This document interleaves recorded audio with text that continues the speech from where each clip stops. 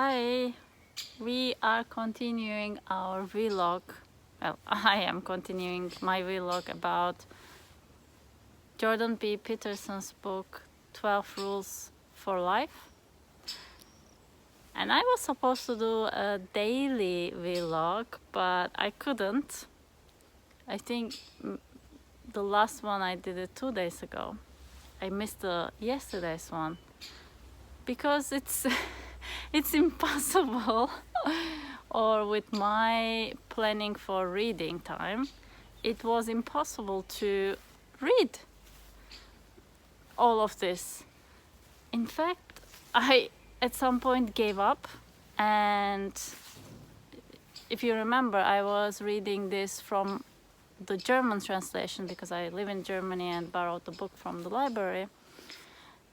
There was a tiny difficulty that it's in German, but at the same time it's about the content, how Jordan B. Peterson wrote it. He expands the topic a lot, and especially these chapters, which was 7 and 8, they were quite extensive. No, it's not readable in a day. And what I did, I had to buy the audiobook. That's what I did finally. And the last 2 chapters I listened from the author himself, from the audiobook. So a couple of things about the writing. I found it at points doing disservice to the message he wanted to share with us, because he goes so much to different directions, sharing his personal stories, but a lot of stories from Bible, which as someone who wasn't raised with Bible stories, and I not being part of this culture, feels completely foreign to me and takes an additional effort for me to understand, because I don't come from the place of familiarity. I appreciate it though. I appreciate to learn about this, but the message he wants to give is very clear, and for me it's very concise, but it feels like he is thinking out loud, and that makes it quite difficult to read it through. And I have looked into the comments of people who have reviewed the book on Amazon and Kindle, on Audible. A lot of people complained about the length of it, and this thinking out loud creates the length. But as someone who wrote the book, I love this. I loved the freedom to be able to think, sharing your thinking also with the audience. I was thinking there could be a better editing work so that it was more concise, but still sharing the thought pattern of Jordan B. Peterson with us. But I think the editor made a conscious choice to let us be part of most of his thinking. So that was interesting for me. Anyway, coming back to the lessons that I got from the chapter. So let's review back. I took a note. Wait, I'm in the garden, and if you can see, there's a cat. Wait, you cannot see. There's a cat here. I don't know if it's visible on the tree. Yeah, here you can see the cat. That is quite a funny sight to witness while I'm talking with you. Anyway, I get you back. I'm in the garden because it took so much time to read the book. I couldn't go out. It's my weekend. No, joking aside, I was also reading a couple of books on the side, and I have work to do. Can you imagine? Coming back to the lessons, because this is, am I saying it right? Oh, rules, 12 rules for life. I wasn't saying it right. So I am now at rule 7 and 8. So rule 7, pursue what is meaningful, not what is expedient. Right. All these stories and everything, and what I'm taking away. Again, it is all about being able to delay the pleasure and do sacrifices, do what's difficult. And sometimes the right thing is the difficult thing. So we need to be able to, this is our work, this is our learning, this is our journey that we go through life. We learn to manage our urges, not manage, but we learn to choose what is right, and we learn that we structure our life in a way that it enables us to repeat things over and over again which are right. So we have habits, we have structures, we have routines, and we do the right things even though it feels difficult. But every day with doing the right thing, we can actually make the world, a cliche is coming, make the world a better place. Yeah, this is all about the concept of sacrifice, and again, lots of stories from the Bible is in the book. Some of the questions I cannot answer right now. So why did God had to sacrifice the life of his son? The topic of somehow goodness asks us to sacrifice what is most important to us. So these stories from, I think, Abraham needing to kill his son, and in the last moment angels stop the situation and actually save the son, and then Jesus dying, actually God sacrificing his own son. There is always something about giving, but also something about giving the most important thing to you. And that made me wonder. So I am a vegetarian, and I come from Turkey, and I come from a Muslim family. So it was quite early in my life experience that I learned about sacrificing animals to God. And the moment I have witnessed this, I already knew I didn't want to eat it, and I didn't eat it that year. And while reading this chapter, or listening rather, I thought about the sense of this killing an animal. Even though I'm against it, somehow it feels to me that, well, I'm not going to go to the religion topic and all. I think there are symbolic stories that teach us lessons. And I wonder, again, this sacrifice is that we see the violence happening. So we are actively doing a violence to see the extent we can go with the badness in ourselves. We are killing a life, in this case an animal, so that we see that how it is, how precious the life is, and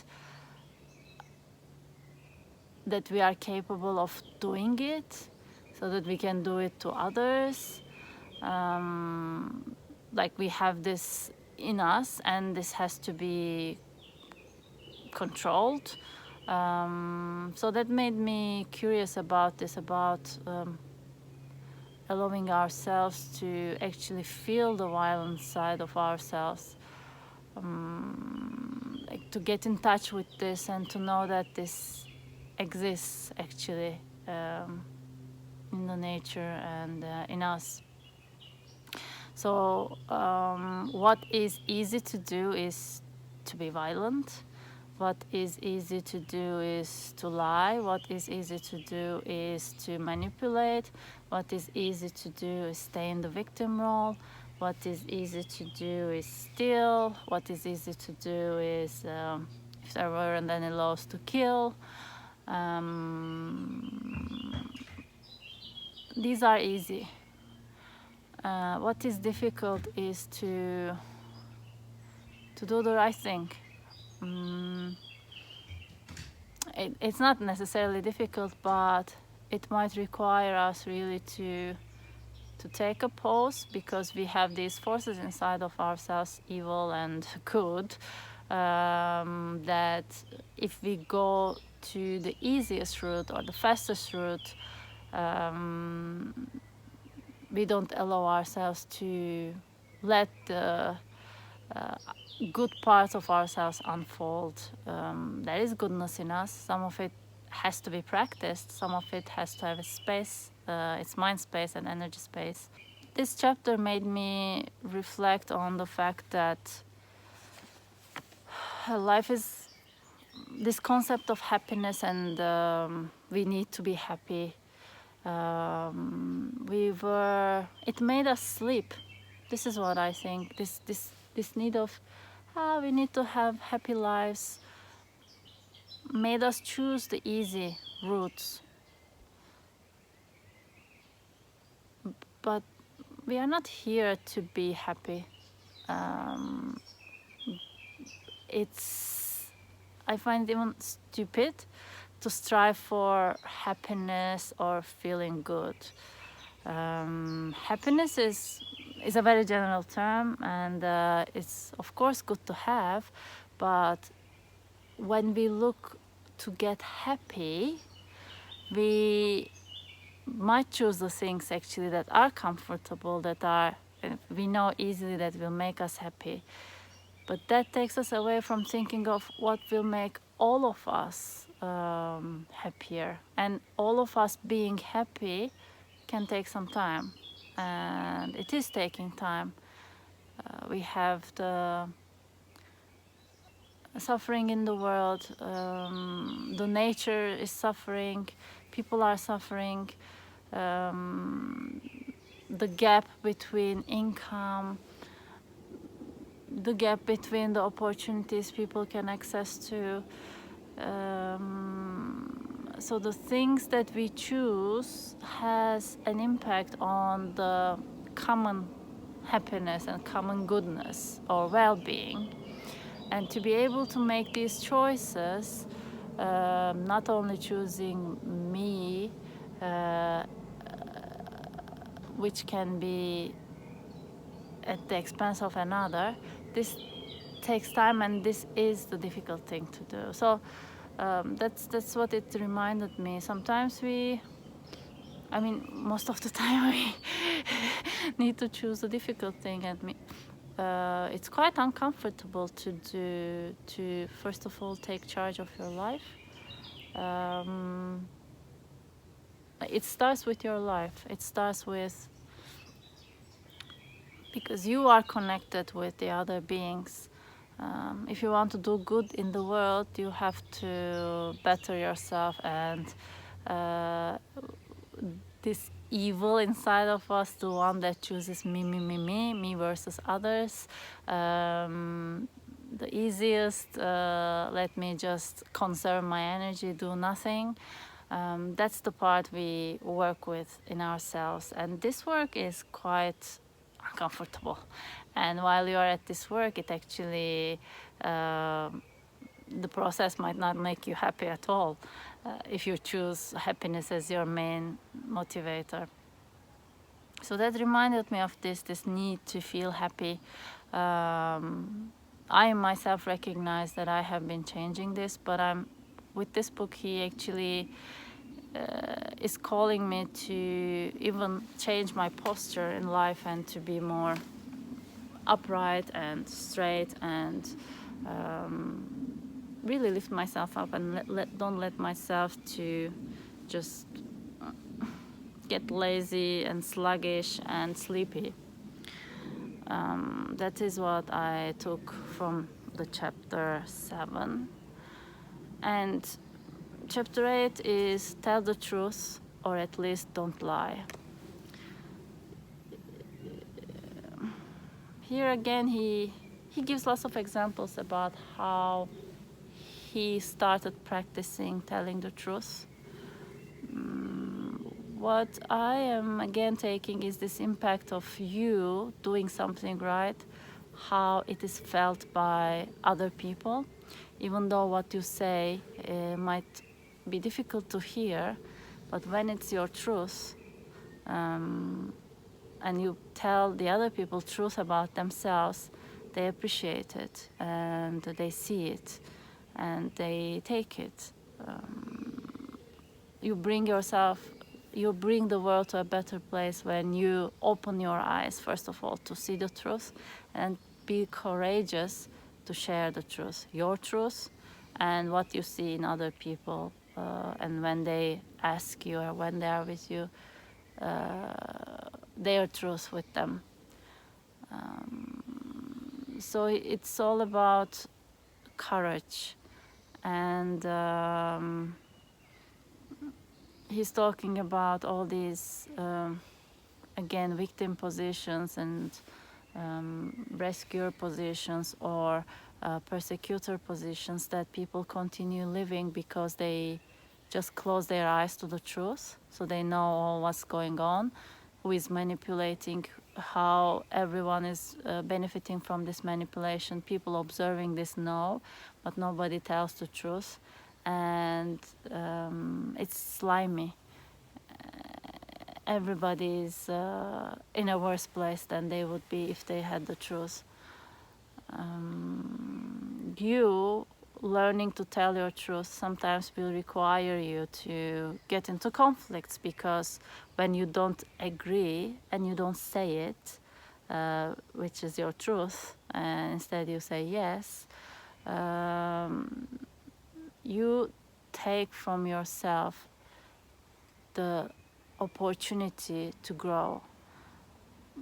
This ability to stand up for your truth is a muscle that you develop, which is very useful.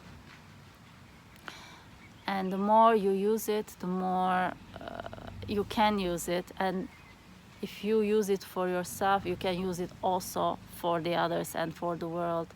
If you stand up for yourself, you will not be shutting up when you see somebody else suffering, when you see oppression in the world. So it's all about being able to tell your truth, know your truth and tell your truth. And there are also some moments where you don't know the truth. You don't yet know it because life is unpredictable. Life itself is unpredictable. You yourself is constantly changing. You don't know your future self. But you have to start at some point. And you start in the life with a certain aspiration and direction. And this is your truth, like partial knowing and partial not knowing. And while you are going through life, you also say, I don't know, so that you can learn. He's mentioning about the Soviet and all the authoritative institutions, how they are so attached to their dogmas, like everything we know will exist and it will be like this. There is zero space for openness and for discovery and for change, and that creates a complete death. This is the violence. This is we are here to grow, we are here to transform, we are here to expand, we are here to change and move on. better ourselves, better our world. For this, we need to be courageous to move with not knowing and not hold on to our old patterns of, yeah, things are like this is like this, I know it, and so on. This is also not telling our truth, because our truth is actually we don't know. So there's a nice knowing yourself and telling your truth, and when it's needed, standing up for yourself. But also knowing what you don't know and allowing yourself to experience this, and not being bound and attached and held back by the old truths or beliefs or the systems that you have. So there's this, again, it feels like one foot on structure and order, one foot on chaos. This is what I take away from chapter 7 and 8, rule 7 and 8. Rule 7, pursue what is meaningful, not what is expedient. Rule 8, tell the truth, or at least don't lie. I am continuing my reading, and overall, there are parts that I find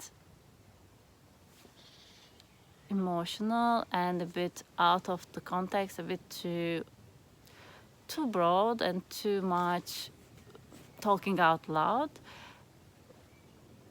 But I see how the writer himself is believing in it, like this is his truth. So that's great to hear when he says tell your truth, and he's telling it his truth, because I could feel his emotions when he's telling it in the audiobook. And it reminds me again, like what this book helped me is that life is so precious, and it's something that we really need to take seriously. It needs our active engagement, and our active engagement is us moving towards something with our own truth, being who we truly are, but always having an eye open for what the world is, so that we can learn from the world and learn from others and care for others as well. So we are opening our hearts and eyes for the goodness of all beings, and everything to coexist and to get better and better. It's a lot of work, and we need to do this work, and this work requires us to have our energy, our mind, clear mind, which we need to continuously train, our intentions, our structures, our mindfulness, our being, our true being, and not fake roles that we are taking. This takes work, and this also takes sorrow, sadness, stretch, difficulty. Everything is part of this, and it reminds me of the importance of our work, and I'm grateful for this. Let's keep reading, let's keep living, let's keep creating. Take very good care of yourself.